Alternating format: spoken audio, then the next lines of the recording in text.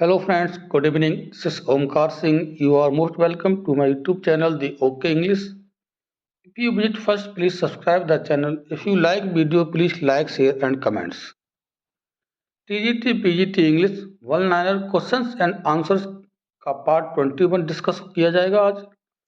यदि आपने इससे पहले के पार्ट को वॉच नहीं किया है तो आपसे निवेदन है, आग्रह है कि पार्ट 1 से लेकर 20 तक पहले आप वॉच कीजिए, जिससे आपको काफ़ी सहूलियत मिलेगी। इसमें कि हमने शेक्सपियर से संबंधित मोस्टली क्वेश्चंस को कवर किया है, हिस्ट्री ऑफ इंग्लिश लिटरेचर से क्वेश्चन कवर किए हैं, और इस समय आप डिस्कस जो कर रहे हैं वो रिलेटेड टू लिटरेरी टर्म्स और फॉर्म्स हैं। आइए शुरू करते हैं आज का महत्वपूर्ण सेशन। तो फ्रेंड्स, कमेंट्स अवश्य क्या करें, आप कमेंट नहीं करते हैं। हम आपके कमेंट की प्रतीक्षा में रहते हैं कि हमारे चाहने वाले, हमारे दिल, हमारे हृदय, हमारी आत्मा आप हैं। किसी भी शिक्षक के लिए उसके जो पढ़ने वाले शिक्षार्थी हैं वही उसकी आत्मा दिल होते हैं। तो हम चाहेंगे कि आप अवश्य कमेंट करें और चैनल को सब्सक्राइब करें। यदि चैनल को सब्सक्राइब नहीं किया है तो लोगों को शेयर अवश्य करें, बताएं। आज का जो सेशन है बहुत ही इम्पोर्टेंट नहीं कहना चाहिए बल्कि मोस्ट इम्पोर्टेंट सेशन है फ्रेंड्स। आज का जो सेशन है 99.9% मोस्ट इम्पोर्टेंट है। 0.0% आप अपनी इच्छा अनुसार मान सकते हैं। मैं तो 100% कह दूं तो कोई गुरेज नहीं है, क्योंकि लिटरेरी फॉर्म्स और जो टर्म्स हैं इनमें से क्वेश्चंस मोस्टली पूछे जाते हैं फ्रेंड्स। लिटरेरी जो टर्म्स हैं और फॉर्म्स से क्वेश्चन पूछे जाते हैं। तो आज ये शुरू करते हैं आज का महत्वपूर्ण सेशन। एक भी क्वेश्चन मिस नहीं करना है। सॉरी, यदि आपने एक क्वेश्चन मिस कर दिया तो हो सकता है आपके 4 से 5 अंक चले गए। टीजीटी में 5 अंक, 4 अंक हैं, और आपके उसमें 3 पॉइंट जो है 25 जो भी अंक बनते हैं। चलिए, पहला क्वेश्चन है, पीजीटी टीजीटी इंग्लिश दोनों में ही मोस्ट इंपॉर्टेंट क्वेश्चन है। फर्स्ट क्वेश्चन है हमारा, the poet who described poetry as inspired mathematics is. आपको बताना है उस कवि का नाम पूछा गया है जिसने पोइट्री के लिए इंस्पायर्ड मैथमेटिक्स अर्थात प्रेरित गणित कहा है। तो स्क्रीन पर आपको नजर आ रहा है उस व्यक्ति का नाम, उस पोइट का नाम है एजरा पाउंड। क्या नाम है फ्रेंड्स? Ezra pound. उन्होंने डेफिनेशन दी है, poetry is a sort of inspired mathematics which gives us quotations not for abstract figures, triangles, squares and the like, but for the human emotions। ये उनकी definition है, परिभाषा दी है। तो उसी में से लाइन दी है, इंस्पायर्ड मैथमेटिक्स। तो किससे संबंधित है? एजरा पाउंड से। नेक्स्ट क्वेश्चन बहुत इंपॉर्टेंट है, कई बार आया है, मोस्ट इंपॉर्टेंट क्वेश्चन है फ्रेंड्स। इस पर डिस्कस करेंगे गहनता से। The soul of tragedy according to Aristotle is. Aristotle के अनुसार ट्रेजेडी की आत्मा क्या है? तो अरिस्टोटल के अनुसार ट्रेजेडी की आत्मा प्लॉट होती है फ्रेंड्स। क्या है? प्लॉट। आपकी अधिक जानकारी के लिए बता दें, जो अरिस्टोटल ने है उन्होंने कुल 6 कितने बताए हैं? 6 मैन एलिमेंट्स बताए हैं। 6 मैन एलिमेंट्स बताए हैं किसके? ट्रेजेडी के। कितने बताए फ्रेंड्स? 6। ये भी क्वेश्चन ऐसा था, कितने एलिमेंट बताए हैं? तो आपका आंसर हो जाएगा 6 एलिमेंट बताएं। ठीक। दूसरा 6 एलिमेंट कौन कौन से हैं? देखिए, प्लॉट एक आपका आ गया। दूसरा क्या है? करेक्टर। क्या है फ्रेंड्स? करेक्टर। तीसरा उन्होंने लिया है डिक्शन, और चौथा लिया है थॉट। THAUGHT, thought. ये आपके 4 हो गए। अब देखिए, जगह कम पड़ रही है इसलिए मैं आपको आगे बताऊंगा। अगला लिया है स्पेक्टेकल। स्पेक्टेकल मतलब सैनिक इफेक्ट से कहते हैं। और अगला लिया उन्होंने सॉन्ग, जिसे म्यूजिक कहते हैं। ये हमारे 6 मेन उनके एलिमेंट्स दिए हैं उन्होंने ट्रेजेडी के बारे में। तो सबसे जो आत्मा शब्द कहा है वो उन्होंने प्लॉट के लिए कहा है। ये नोट डाउन कर सकते हैं, बहुत इंपॉर्टेंट है। 6 एलिमेंट्स दिए, ठीक है। सेकंड नंबर है हमारा, a metre is in which accented syllable precedes the accented is called. पूछ रहा है क्वेश्चन कि एक मीटर जिसमें उच्चारण रहित शब्दांश उच्चारण से पहले आता है उसे क्या कहते हैं? तो ये कहते हैं आयम्बिक, कहते हैं इसे आयम्बिक मीटर कहा जाता है। देखिए, जो क्वेश्चन डिस्कस करने का है कहाँ किया जाएगा वो हम करेंगे, क्योंकि कौन सा क्वेश्चन कहाँ आवश्यक है उसको हम पूरा डिस्कस करेंगे। नेक्स्ट है 4th number, stanza of 8 iambic pentameters on the pattern of AB AB AB CC is known as. Stanza हमारा AB AB CC के पैटर्न पर 8 आयम्बिक पेंटामीटर के इस रूप में जो बना होता है उसे क्या कहा जाता है? ओटेवा रीमा कहा जाता है। इसे क्या कहा जाता है फ्रेंड्स? ओटेवा रीमा शब्द इसके लिए दिया गया है। क्या दिया गया है? ओटेवा रीमा। तो नेक्स्ट है 5th नंबर, पेरिपीशिया मीन्स। पेरिपीशिया मीन्स मतलब दिया है रिवर्सल ऑफ फॉर्च्यून, भाग्य का उल्टा होना। पेरिपिया मीन्स भाग्य का उल्टा होना। देखिए, जो पेरिपीटिया होता है रिवर्सल ऑफ सर्कमस्टांसेस होता है, समझे, और टर्निंग पॉइंट होता है जिंदगी में। The term is primarily used with reference to works of literature, the anglicised form of peripeteia peripety. Question number 6 है, the rhyme scheme of Spenserian sonnet. Spenserian sonnet की जो राइम स्कीम होती है friends, क्या होती है? AB AB BC BC CD CD EE। अब देखिए राइम कैसे निकालते हैं, आपको पता हो, मतलब साउंड होती है, ज़्यादातर जानते हैं लोग। तो पहली लाइन हमारी दूसरी से मेल खाती है, पहली और दूसरी, फिर है दूसरी और चौथी, और फिर है आपकी जो सेम लाइन हमारी आती है, जैसे ये बी दूसरी वाली और ये चौथी वाली भी सेम होती है। ऐसे ही आपकी एक गैप देके छठी वाली होती है, सेम आपकी ये है। अब इसी तरह से जो अगली लाइन होगी, 5वीं लाइन हमारी छठी लाइन, और छठी लाइन 8वीं से मेल करेगी। उसी तरह से 7वीं लाइन, देखिए 5वीं छठी 7वीं से मेल कर रही है, वो छठी 8वीं से मेल कर रही है, और 7वीं लाइन हमारी किससे मेल करेगी? 10वीं लाइन।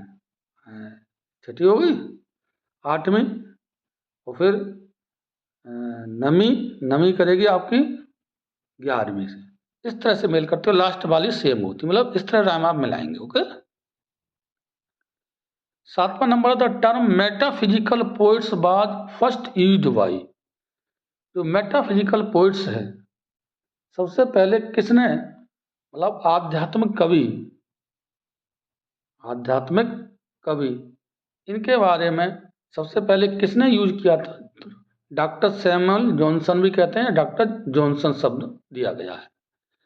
अब देखिए, आपके इसके बारे में बता दूं, मेटाफिजिकल नाम है एक टर्म जो कि सबसे पहले कवियों के बारे में कॉइंट किया गया था डॉक्टर सैमुअल जॉनसन द्वारा, और जिसमें कहा गया था loose group of English lyric poet, मतलब जो थे इसमें डिस्कशन किया था, loose group of English lyric poets थे 17वीं सेंचुरी के। कौन से थे फ्रेंड्स? ये 17वीं सेंचुरी के, 17वीं सदी के ये पोइट्स थे। तो लूज ग्रुप ऑफ पोइट्स इनके लिए कहा गया था, जिसमें इन्होंने कहा था कि जो है अपने केवल स्वयं के रिलीजन रिलीजन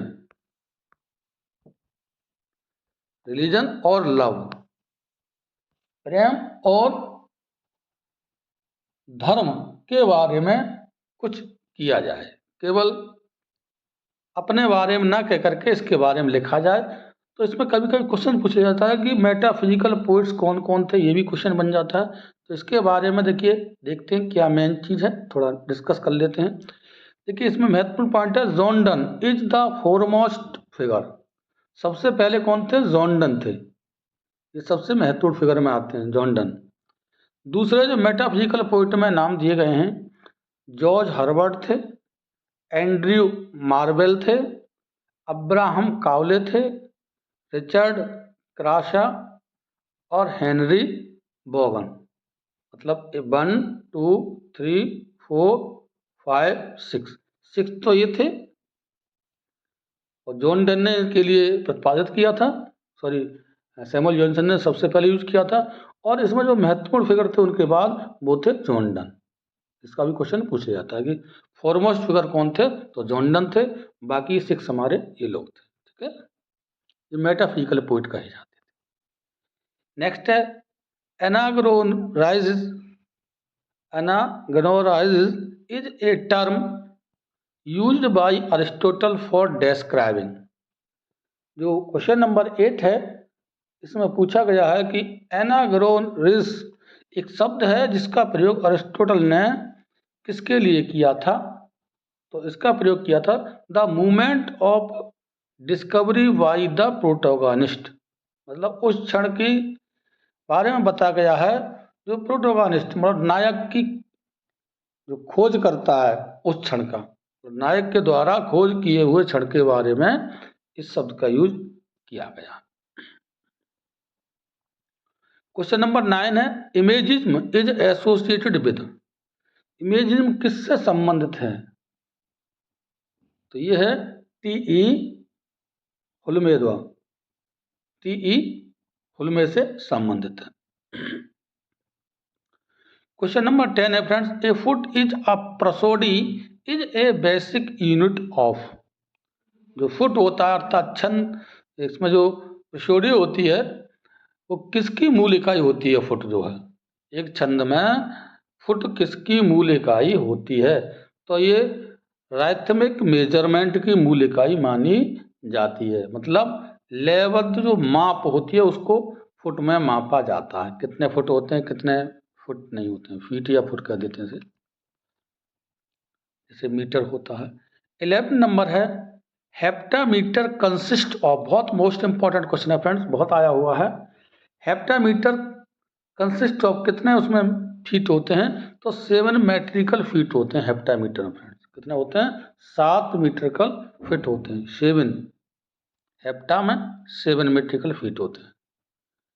12 नंबर है iambus is metrical foot consisting of. जो आयम्बस होता है हमारा मेट्रिकल फीट, इसमें कितने सिलेबल्स होते हैं? तो 2 सिलेबल्स होते हैं। कितने सिलेबल्स होते हैं फ्रेंड्स? 2 सिलेबल्स इसमें दिए जाते हैं आयम्बस में। 13 नंबर है the term a stream of consciousness is derived from the writing of. Stream of consciousness चेतना की धारा शब्द किसकी रचना से लिया गया है? तो ये विलियम जेम्स की रचना से लिया गया। क्या? Stream of consciousness. बहुत प्यारा क्वेश्चन है, कई बार एग्जाम में आया है और हर एग्जाम में आता है, टीजीटी पीजीटी यूजीसी अन्य में भी आता है। नेक्स्ट 40 नंबर है the term association of sensibility was first used bye. ये टर्म का नाम दिया है दिस एसोसिएशन ऑफ सेंसिबिलिटी, तो किसके द्वारा इसे यूज किया गया था? टी.एस. इलियट के द्वारा यूज किया गया था। कभी कभी टी.एस. इलियट पहले दे देगा क्वेश्चन में और नीचे टर्म का नाम लिख देगा और भी टर्म दे देगा, तो डिस एसोसिएशन ऑफ सेंसिबिलिटी आप याद कर सकते हैं। तो किसने इसे कॉइंट किया था, किसने फर्स्ट यूज किया था? सॉरी, तो टी.एस. इलियट ने इसे पहली बार यूज किया था। डिस एसोसिएशन ऑफ सेंसिबिलिटी का मतलब समझते हैं संवेदनशीलता का विघटन। नेक्स्ट नंबर है an idyll is usually a poem about a. 15 number पूछा आइडल आमतौर पर किस कविता में होते हैं, तो पिक्चरेस्क कंट्री लाइफ में ये यूज की जाती है, मतलब सुरम्य देश जीवन। Who among the following is not a university bit, बहुत मोस्ट इंपॉर्टेंट क्वेश्चन है फ्रेंड, BVIP कहना चाहिए इसे, तो वेरी वेरी से कह देते हैं लोग हैं। तो ये देखिए इनमें से पूछा है कि मैंने 4 ऑप्शन में लिया है, Christopher Marlowe, George Peele, Robert Greene और बेन जॉनसन। इन चारों में से आपको छांटना है कि यूनिवर्सिटी बिट कौन नहीं है, नोट दिया है, मतलब पूछा नहीं बल्कि इनमें से कोई एक ऐसा व्यक्ति है जो यूनिवर्सिटी बिट में नहीं गिना जाता है, तो वो हैं श्रीमान बेन जॉनसन। बाकी हमारे क्रिस्टोफर मार्लो, जॉर्ज पील और रॉबर्ट ग्रीन ये सभी क्या हैं, यूनिवर्सिटी बिट हैं। आपको बता दें यूनिवर्सिटी बिट का मतलब होता है कुछ ऐसे कवियों के नाम दिए जो किसी न किसी यूनिवर्सिटी से संबंधित थे, खास तौर से ऑक्सफोर्ड यूनिवर्सिटी से और कैम्ब्रिज यूनिवर्सिटी से। तो उनमें हमें पूछा जाता है कि कौन सा कैम्ब्रिज से संबंधित है, इनमें क्रिस्टोफर मार्लो कौन सी यूनिवर्सिटी में इनकी स्टडी रही, या जॉर्ज पील के क्वेश्चन यहाँ से पूछा जाता है। तो उसके लिए हम डिस्कस करते हैं। देखिए यहाँ पे दिया हुआ है Christopher Marlowe, Robert Greene and Thomas Nashe from Cambridge, ये 3 लोग थे, 1 2 और आपका 3, ये कहते 3 लोग थे हमारे कैम्ब्रिज से, ये कैम्ब्रिज के पढ़े हुए थे, कैम्ब्रिज से निकले हुए थे। तो यूनिवर्सिटी बिट मतलब बुद्धि से मतलब है, यूनिवर्सिटी विश्वविद्यालय के ज्ञानमान या बुद्धिमान लोग। तो 3 तो थे हमारे क्रिस्टोफर मार्लो, रॉबर्ट ग्रीन और थॉमस नास, ये थे कैम्ब्रिज से संबंधित, ठीक है। अगला जॉन लिली, थॉमस लोज और जॉर्ज पील, ये कहाँ से थे, ऑक्सफोर्ड यूनिवर्सिटी से। 3 थे हमारे कैम्ब्रिज से और 3 थे ऑक्सफोर्ड यूनिवर्सिटी से। तो 6 लोग ये यूनिवर्सिटी बिट की संख्या में माने जाते हैं। कितने माने जाते हैं, 6। इनके नाम आप नोट डाउन कर सकते हैं, कभी कभी पूछ लिया जाता है। जैसे मान लीजिए कि इनमें से ऑक्सफोर्ड से संबंधित कौन है, मतलब या नहीं है, तो 3 इनके दे दिए, 1 इसमें से दे देगा नीचे वाले में से, तो कैम्ब्रिज से संबंधित पूछ लेगा या ऑक्सफोर्ड संबंधित। तो इस तरह से इनके 6 के नाम आप नोट डाउन कर सकते हैं। बहुत महत्वपूर्ण क्वेश्चन है, इसमें कई क्वेश्चन बन सकते हैं, ज़रा डिटेल में जाएंगे तो बहुत समय बर्बाद होगा हमारा। अब नीचे देखिए महत्वपूर्ण पॉइंट है, इसे भी नोट कर लीजिए। दिया है Thomas kid is also sometimes included in the group, मतलब यूनिवर्सिटी बिट जो ग्रुप है कुछ समय के लिए थॉमस किड को भी जोड़ा गया था, दो he was not from either Oxford और कैम्ब्रिज, जबकि वह किसी भी कैम्ब्रिज या ऑक्सफोर्ड से वो संबंधित नहीं थे। ओके, तो ये आपका एक्स्ट्रा नॉलेज थी, इसमें से कई क्वेश्चन बन सकते हैं, इसे आप नोट डाउन कर लें, भली बात थी, और 2 से 3 बार वीडियो को देखेंगे तो आपके समझ में आ जाएगा। ओके, उम्मीद है फ्रेंड्स समझ में आ रहा होगा। अगर आनंद आ रहा हो पढ़ाई में तो ज़रूर लाइक करें, शेयर करें, कमेंट में लिखें आप कैसा अनुभव कर रहे हैं। खुद पता पड़ जाता है कि हमारा सिलेक्शन होना है, हम कैसी तैयारी कर रहे हैं, हम कैसी पढ़ाई कर रहे हैं फ्रेंड्स।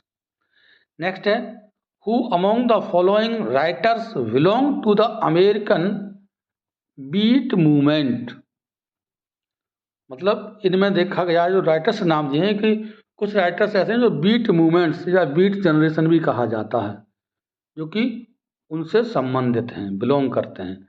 तो देखिए एलन जिन्सबर्ग हैं, मार्क वियर्ड हैं, इशाक MC कैसल हैं और चार्ल्स वियर्ड हैं। इन चारों में से आपको छांटना है कि बीट मूवमेंट वाले कौन सा जो है राइटर हैं इनमें से। तो एलन जिन्सबर्ग बीट मूवमेंट या बीट जनरेशन वाले राइटर माने जाते हैं। अब देखिए कुछ हमने दिया है कि बीट जनरेशन, बीट का मतलब होता है दबा होना, पिछला होना, या किसी प्रकार से अपने आप को निम्न समझ लेना, ये भी कह सकते हैं, या दूसरों के लिए कहना चाहिए लिखा है कि the American beat movement is also called beat generation. मतलब लाइन है, अमेरिकन जो बीट मूवमेंट था इसको दूसरा नाम क्या दिया है, बीट जनरेशन, GENERATION।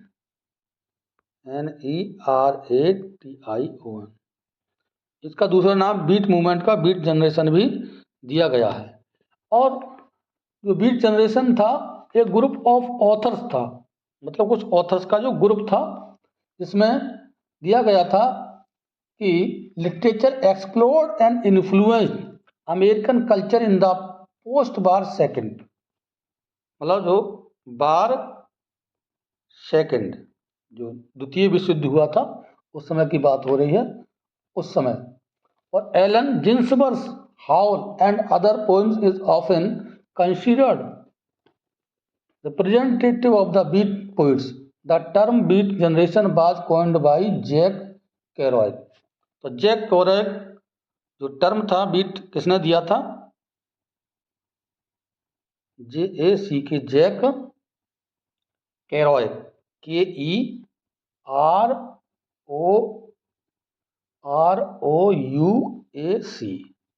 जैक केरॉय ने इसे कॉइंड किया था, COINED, कॉइंड बाय जैक केरॉय।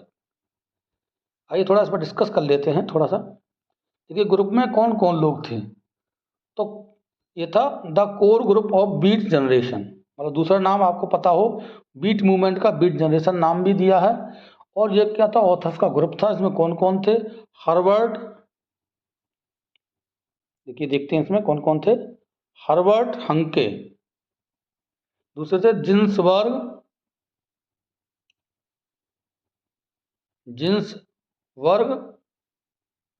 और एक थे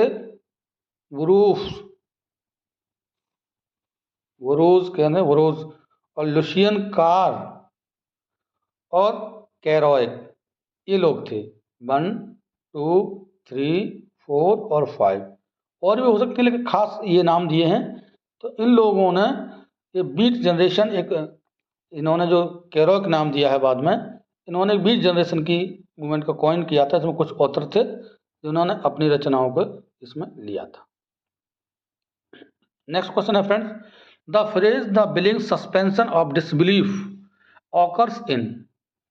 पूछा गया है कि जो फ्रेज है, वाक्यांश है, स्वेच्छा से अविश्वास का निलंबन,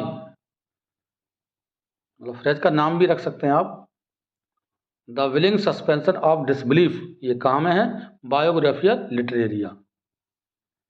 बायोग्राफी लिटरेरिया में से लाइन ली गई है, आपको बताना है ये बायोग्राफी लिटरेरिया किसने लिखा है, किसकी कृति है। तो आप बता सकते हैं, कमेंट बॉक्स में लिख सकते हैं। ये फ्रेंड्स कॉलरिज की कॉलरिज द्वारा रचित रचना है बायोग्राफी लिटरेरिया। इसी में से the billing suspension of disbelief ये आपका फ्रेज लिया गया है। क्वेश्चन नंबर 19 है, इन कन्वुला रेफर्स टू। इन कन्वुला किससे संबंधित है, किसको रेफर्स करता है, तो books published before the year 1501, जो 1505 से पहले किताबों का पब्लिशन हुआ था उसके लिए इन कन्वुला शब्द दिया गया है। मतलब 1501 से पहले पब्लिश किताबों के लिए इन कन्वुला शब्द यूज किया गया था। The term international fallacy is first used by. International fallacy नामक टर्म सबसे पहले किसने यूज किया था, तो विम्सत एंड वेयर्सले ने इसे यूज किया था। बहुत इंपॉर्टेंट क्वेश्चन है ये भी। अगला, a Shakespearean sonnet has the following rhyme scheme. Shakespearean sonnet की जो राइम स्कीम है वो क्या फॉलो करती है, तो उनकी राइम स्कीम है AB AB, CD CD, EF EF, GG। आपको यही क्वेश्चन बन जाता है कि शेक्सपियरन सोनेट में कितनी लाइनें हैं। तो लाइनें आप जानते हैं कि देखिए 4 4 4 4 के 3 हैं और एक लास्ट में क्या दिया होता है उसमें, एक कपलेट होता है 2 का, 4 के 3 स्टेंजा और एक आपका एक कपलेट। ओके, अब आपको यहाँ एक हम क्वेश्चन दे रहे हैं, आपको पूछना है कि नंबर ऑफ शेक्सपियरियन सोनेट, मतलब शेक्सपियर कितने सोनेट लिखे, ये आपको जवाब देना है। सर कमेंट बॉक्स में 21 का आंसर एक प्लस में आप ऐड करके आपको लिखना है कि कितनी शेक्सपियर ने सोनेट लिखी है। क्वेश्चन हम बता चुके हैं पहले। 22 देख लीजिए, what is closet drama. Closet drama क्या होता है, तो ड्रामा टू बी रीड, मतलब क्लोजर ड्रामा वो होता है जिसका मंचन नहीं किया जा सकता। जैसे ड्रामा मोस्टली क्या होता है फ्रेंड्स, मंच पर आयोजित किए जाते हैं। विभिन्न प्रकार के ड्रामा आप देखते हैं, हेमलेट है, मैकबेथ है, किंग लियर है, शेक्सपियर के 37 महत्वपूर्ण प्ले हैं। उन ज़्यादातर उनका क्या किया जाता है, मंच पर मंचन किया जाता है। ये करेक्टर होते हैं, बल्कि ये वो ड्रामा होता है जिसे पढ़ा जाता है, किताब के रूप में पढ़ेंगे आप। ठीक है, तो क्लोज ड्रामा मतलब हो गया ड्रामा टू बी रीड, पढ़ने वाला drama. 23 number, the terza rima is a stanza of. Terza rima stanza कौन सा होता है, ये 3 लाइन्स का होता है फ्रेंड्स। इसमें 3 लाइन का स्टेंजा टर्जा रीमा स्टेंजा कहा जाता है। ऐसे पूछ सकता है 3 लाइन्स का स्टेंजा कौन सा होता है, तो टर्जा रीमा होता है। ओके, 24 है, the EPIC is usually divided into.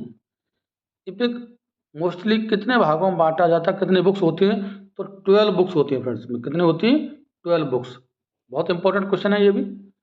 EPIC होता है, महाकाव्य लिखा जाता है, 12 बुक्स उसमें होती है, 12 खंड कह सकते हैं या 12 बुक्स कह सकते हैं उसी में। आज की सीरीज का लास्ट महत्वपूर्ण क्वेश्चन आ रहा है, द स्पेंसरियन स्टेंजा हैज।